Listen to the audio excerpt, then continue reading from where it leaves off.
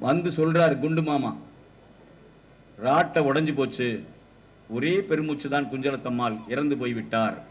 ஷெரீப் எழுதுகிறார், என்றோ காந்தி 3 நாள் பயன்படுத்திய ராட்டை இந்த சமூகத்தினுடைய அடையாளமாக, சுதந்திரத்தினுடைய அடையாளமாக எங்கோ பிறந்த குஞ்சரத்தம்மாள் வணங்கி மகிழ்ந்ததற்கான காரணம் இந்த நாட்டினுடைய சுதந்திர உணர்வு. காந்தி பயன்படுத்திய ராட்டையை இனி பார்க்க முடியாது என்று மூர்ச்சையாகி செத்து போனார் என்று அவர் முடிக்கிறார்.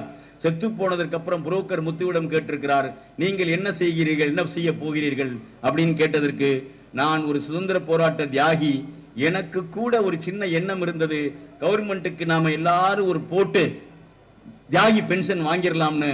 ஆனால் என் மனைவி இறந்து தியாகிக்கான அடையாளத்தை சமர்ப்பித்து விட்டு போய்விட்டால் நானும் தியாகி பென்ஷன் வாங்குவதற்கு இனி அப்ளை பண்ண போறதில்லை, குஞ்சரத்தம்மாள் என்கிற தியாகியை போல் நானும் இருந்து விடுவேன் என்று அவரும் 2 வருடங்களில் இறந்து போனார்.